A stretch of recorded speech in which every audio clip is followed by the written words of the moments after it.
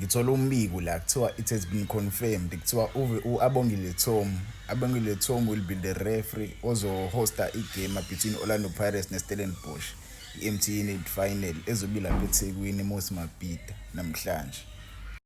Nalast season Abongile Tom kwakuyena uref between Orlando Pirates idlala neMamelodi Sundowns. Abantu abaningi bathi babona ama-mistakes enziwa Abongile Tom, but thina as ama-fans asiwabonanga ama-mistakes yabo.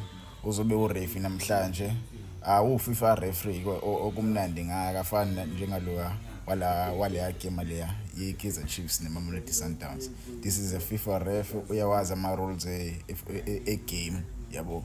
So namhlanje uzobe kuyena ureferee uphuma le futhi eSaudi Arabia ade part of i-VAR team yabo. Angosikhathi kudlalwa lempahla le i-Super Cup ye-CAF between iZamalek ne-Al Ahly.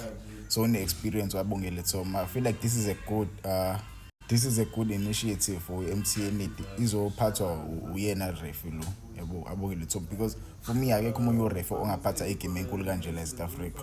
Uyena ureferee okwazi ukumanage amagame amakhulu, uyakwazi ukuphatha amagame amakhulu.